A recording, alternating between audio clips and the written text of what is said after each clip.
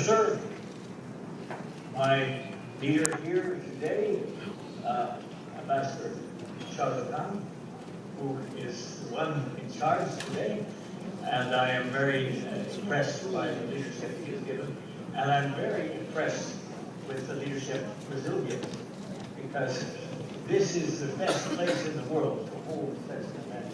And sitting here was my boss, the President of Brazil, who really gave that event its meaning, its momentum, and its leadership. And we had the pleasure of working under him, because when the UN prepares a conference, it delivers it to the host. And the host was Brazil then, as it is now, and Brazil could not be a better host, and President Collor could not have been a better president at that time, and his successors are doing a great job here at Rio+20. Now, I am an old man in this movement, and maybe I should sound a note of caution. This we call a celebration, but frankly, there is not a lot to celebrate. Yes. Yes. Yes. The world is in... Yes.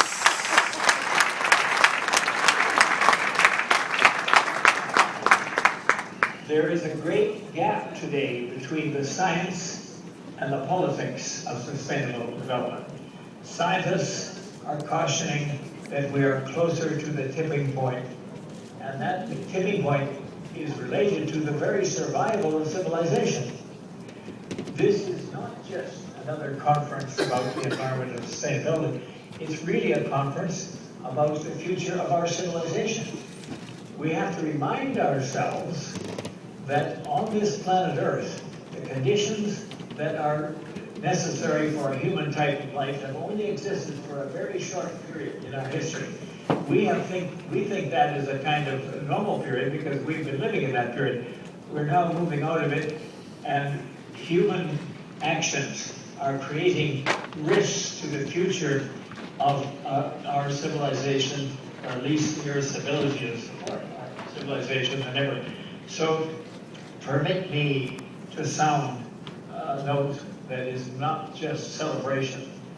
I really fear that we are farther from the necessary course of action than we were in 20 years ago. Now, 20 years ago, the conference was actually quite successful in the sense of what it agreed to. The agreements reached there were more than anyone really expected. And they were really impressive. Remember the Climate Change Convention, Desertification Convention was at the beginning of that, the Biodiversity Convention, a whole series of things. But then the question is, what's happened since? We know that much has happened, yes, and there have been some very good examples of national action, but overall, the condition has deteriorated. Some countries continue to deny the importance. I come from one, unfortunately, that is, I don't want to go into detail, but I am not at all happy with the role of my own country, Canada. Yeah, it is not a good example.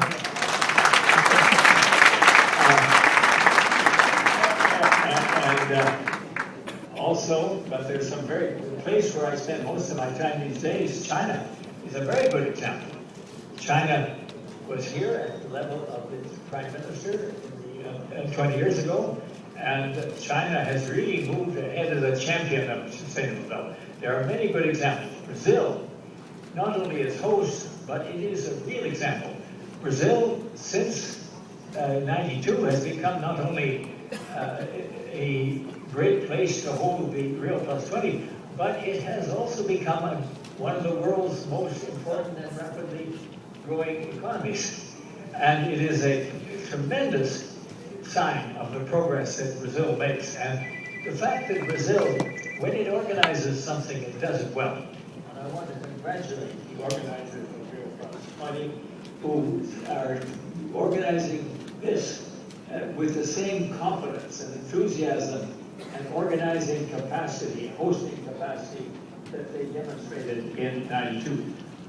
However, the prospects for results have got to give us all some concern. We know that with all the good decisions made in '92, that there have been tremendous gaps in implementation. Implementation has been the problem, and the reason why the situation is worse now than it was. The gap between rich and poor, even within more developed countries, has grown. The gap between the poorer developing countries and the more developed countries has grown.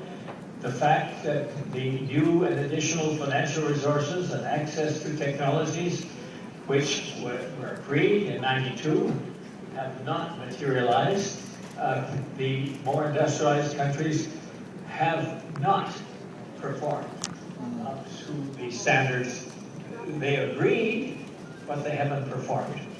And a system of accountability needs to be put in place, and I hope that's one of the things that will happen here.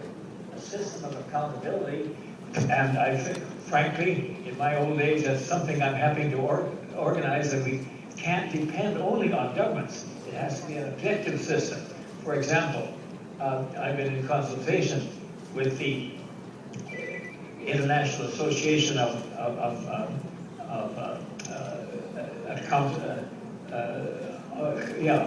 authorities that are, they call it auditors general in some countries. And they are an objective way of demonstrating with their reports each year accountability, which won't ensure that people do what they promise to do, but will certainly help to give impetus. So there are many things that can happen.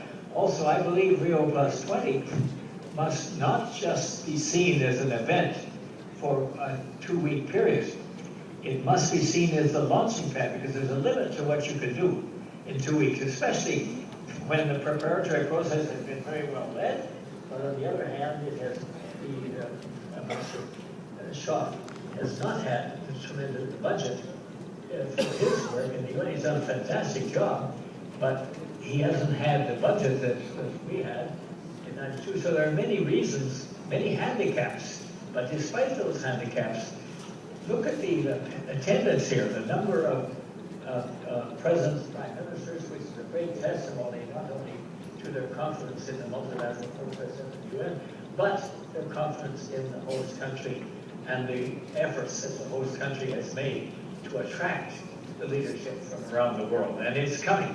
It's here. And so this will be a great event.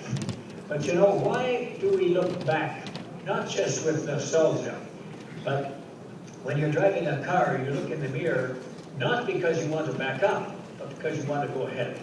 And we have to look back tonight when we're commemorating the results of the Earth Summit. We have to look back in order to move forward. And we must move forward. We're near, as the science tells us, we're near the tipping point. Mr. Goldberg will be able, I'm sure, to testify to that. And I see in this so many of the people who were helpful and supportive to me. I was never alone. I never did anything alone except make my mistakes that I did all by myself. And I am really pleased to be here tonight, reminiscing in order to help move the whole process forward.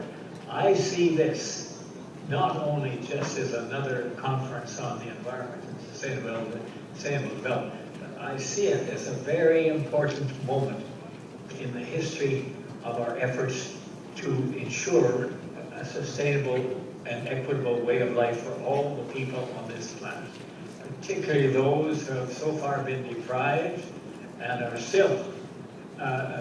The number of poor and disadvantaged has grown even in the more industrialized countries. Look at what they call the Wall Street occupying movement, demonstrating that even in countries like the US, there is tremendous gap between the winter